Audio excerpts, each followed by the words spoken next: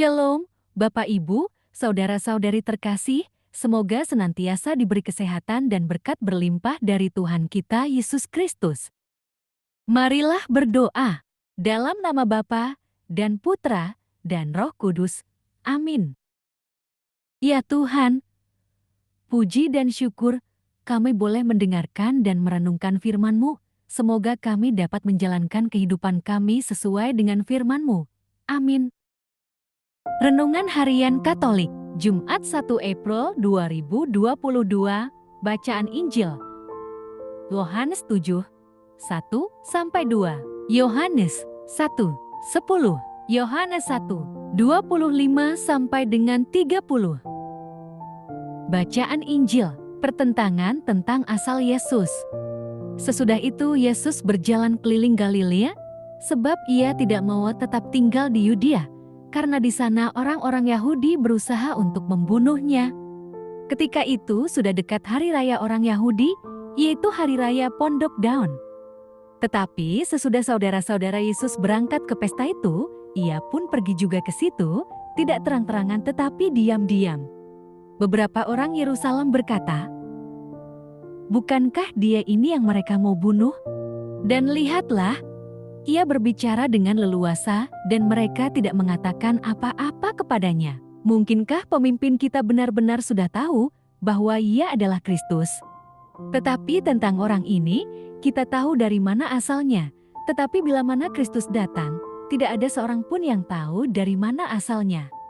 Waktu Yesus mengajar di Bait Allah, ia berseru, "Memang aku kamu kenal dan kamu tahu dari mana asalku. Namun aku datang bukan atas kehendakku sendiri, tetapi aku diutus oleh Dia yang benar yang tidak kamu kenal. Aku kenal Dia sebab aku datang dari Dia dan Dialah yang mengutus aku." Mereka berusaha menangkap Dia, tetapi tidak ada seorang pun yang menyentuh Dia, sebab saatnya belum tiba. Demikianlah Injil Tuhan. Terpujilah Kristus. Renungan Injil. Aku kenal Dia, sebab aku datang dari Dia, dan Dialah yang mengutus aku. Seringkali kejahatan bukanlah sesuatu yang mengerikan, melainkan godaan-godaan menurut akal kita. Kita hidup untuk mengikuti kehendak Allah, tetapi juga digoda oleh keinginan dan kesenangan diri sendiri. Jika kita kuat, maka kita akan menjadi orang yang diselamatkan, karena Tuhan akan membimbing kita untuk selalu melakukan hal yang benar. Mempercayai Tuhan Yesus sebagai kebenaran juga sesuatu yang menantang.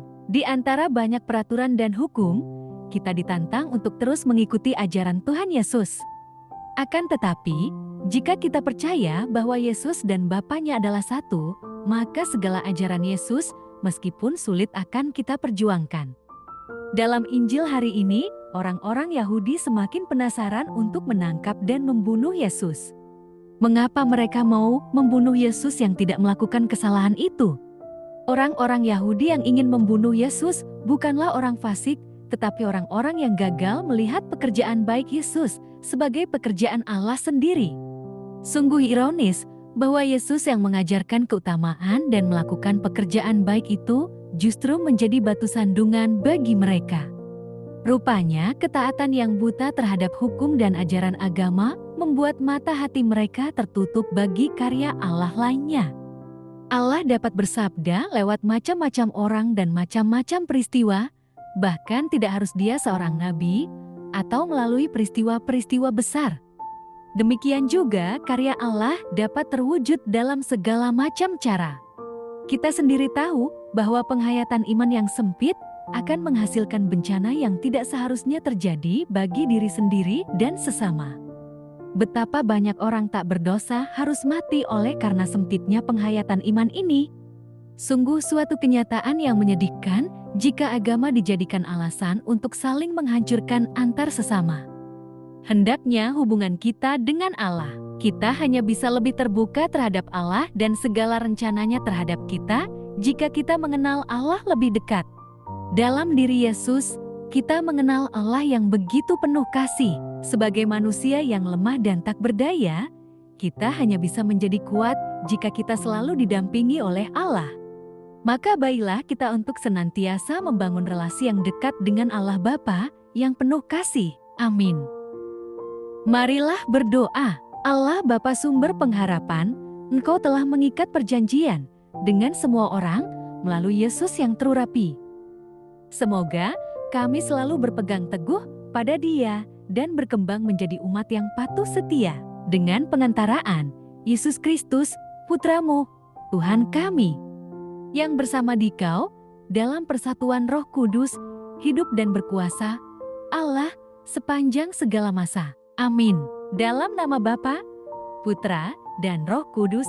Amin.